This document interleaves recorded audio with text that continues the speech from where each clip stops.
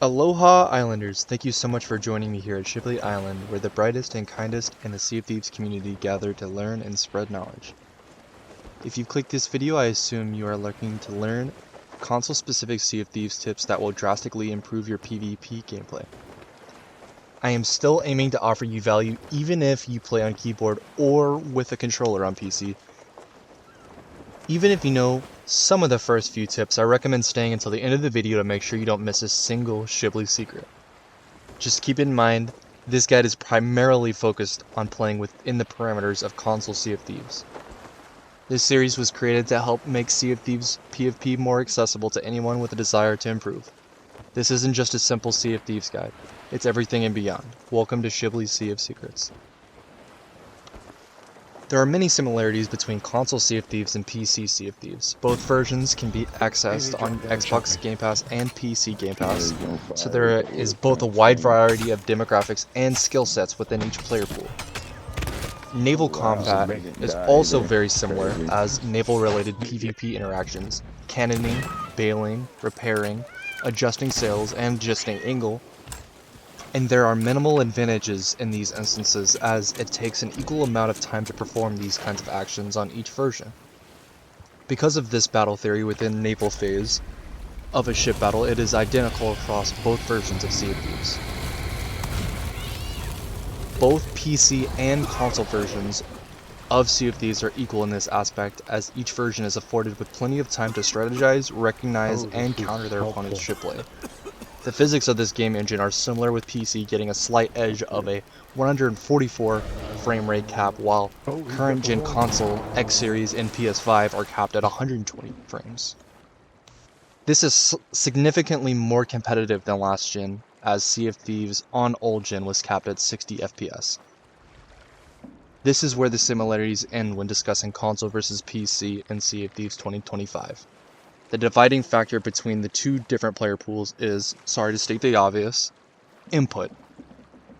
PC players can play with keyboard and mouse, which is more efficient while aiming compared to console stick aiming. However, is less efficient in movement when compared to console, as keyboard movement only allows for direction using the keys WASD, which can only produce 8 directional inputs, which pales in comparison to controller movement, which has an entire 360 degrees of mobility. This allows for more unpredictable and harder to defend movement in PvP situations, especially when combined with Sea of Thieves' most overpowered weapon, the sword. I think my most controversial theory on the topic of loadout in Sea of Thieves is that Sniper Blunder is not the best loadout for console, but is the best loadout for PC, with a strong argument for Sniper Pistol. The most optimal weapon loadout for Sea of Thieves console in 2025 is Sniper Sword. This loadout has given me consistent results, as the sniper does a flat range of 70 damage each shot, which only requires 2 sword snipes to follow up on, which are extremely easy to guarantee. I like to be able to deal a flat rate of damage to an enemy instead of getting an inconsistent blunder damage. The sword's ability to stun and slow an enemy's movement on a swipe makes up for, but doesn't ultimately replace, the blunderbuss's knockback ability. However, this defensive effect can also be supplemented by carrying a few blunder bombs in your throwable slot within your inventory. If you are still relatively new to aiming in Sea of Thieves and or struggle to consistently hit shots on other pirates, an alternative loadout to use on console is Blunderbuss Sword. This loadout is the most overpowered loadout in Sea of Thieves. You lose the ability to deal damage at range, which sort of forces you to play more defensively and convert kills at a faster pace. It is the most consistent, but ultimately limited option for those who are still struggling to snipe in Sea of Thieves. It is important to choose a loadout that suits your strengths, makes sense for your gameplay, and ultimately gets results for you personally. You don't have to be Sponge to win games like Sponge. Don't be afraid to think outside the box, and you should feel free to experiment with any loadout you feel might work best for your playstyle. Many in the Sea of Thieves community frown upon those who don't exclusively double gun in PvP. Don't let anyone scare you out of playing the way that works best for you. Winners do not fully conform to meta in gaming. Winners have learned to love listening to the wake of a humbling loss, but winners should turn a blind ear to the feedback of their opposition. In other words, if you're winning, fuck them. I think that this is the single most important console setting in Sea of Thieves 2025 that will set you apart from your competition. One thing that always surprises me every time I am teaching someone Sea of Thieves is that most people don't have a food bind assigned in Sea of Thieves.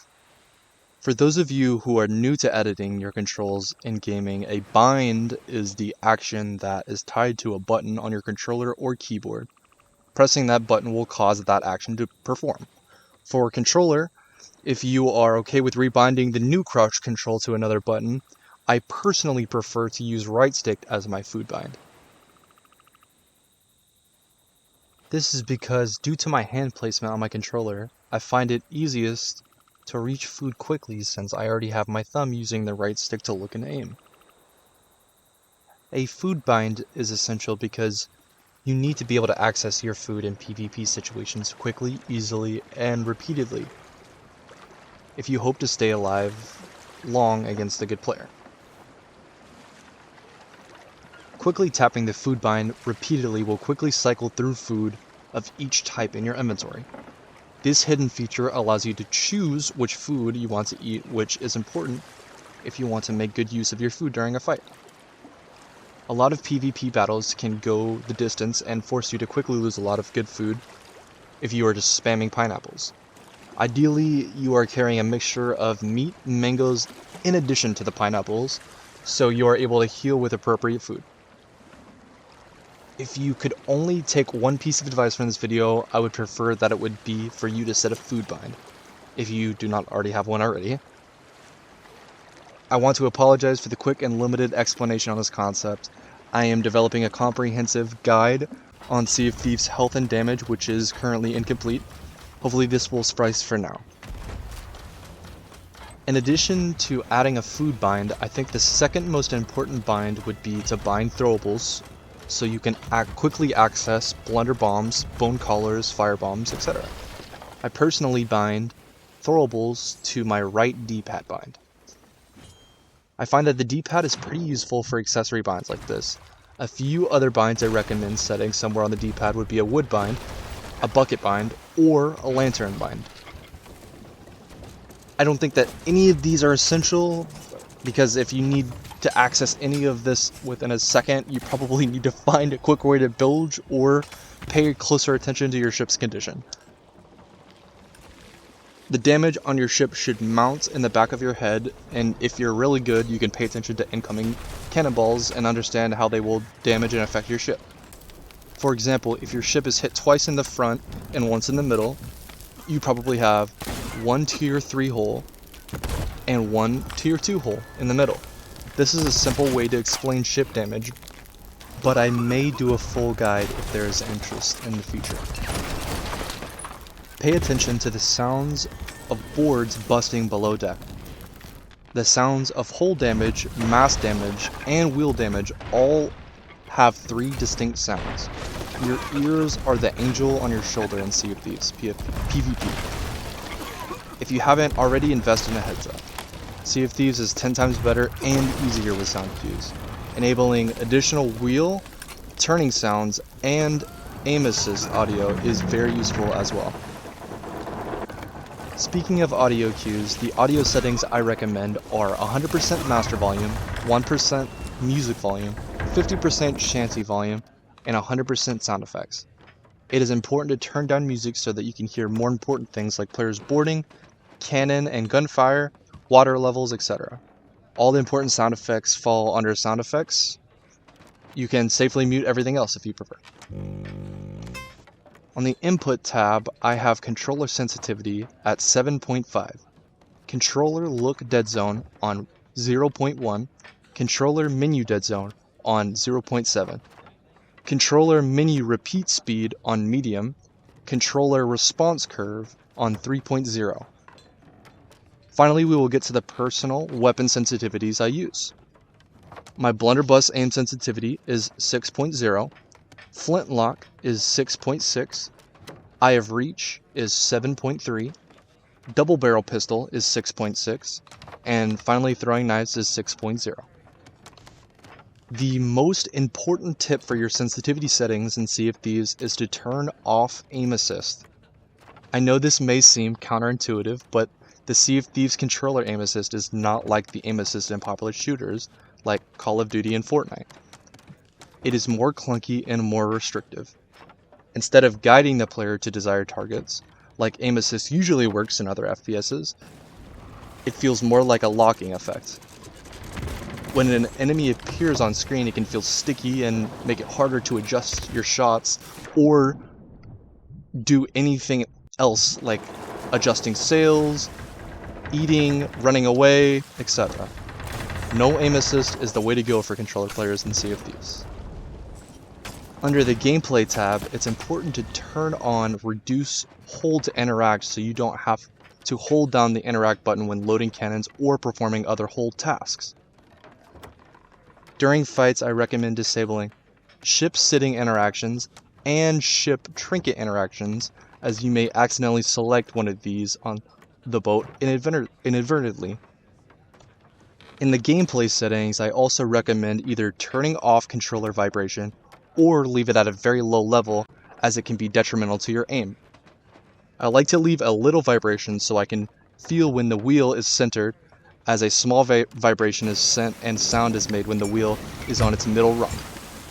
This is related to my earlier tip to enable additional wheel turning sounds and aim assist audio.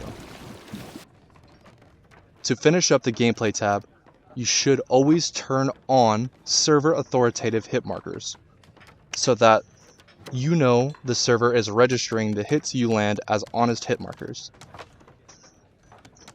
Moving on to HUD settings. I recommend turning on fixed position for interact prompts so you don't miss them, crew status tags so that you can see what they are doing. This is important because you can see if your crewmate is in combat, climbing a ladder, repairing, eating, cannoning, or bailing water. You should also disable pirate and ship milestone notifications so that it isn't interfering with your gameplay or vision. In video settings, I like to put my brightness at 60 and color contrast at 40. In graphics settings, you should always be on 90 FOV so that you could see more of your pirate's view. I also recommend disabling blur, screen shake, and routes on your ship to reduce visual clutter and make it easier to see. I play with a green-red color blind setting and 0.5 filter strength with a saturation level of 1.0 and without high contrast kill markers, but I do use high contrast X marks the spot for PvE. The last and most important Sea of Thieves console specific tip is to enable 120 Hz refresh rate. If you haven't already, this will allow your game to run at 120 FPS, which is double the amount Sea of Thieves used to be able to run on Xbox One default settings. Make sure that your console, monitor, and TV support a refresh rate of 120 Hz before turning this on though. That's all I've got for you today. If you did go on to find this guide helpful or entertaining, please consider liking, subscribing, and share this with someone you think this might help. I respond to every comment I receive, and if you made it this far in the video, let me know in the comments below by saying aloha. I want to thank you all again for joining me here again at Shibly Island for this week's viewing of Shibly Sea of Secrets. Please take care, and I hope you have a wonderful day.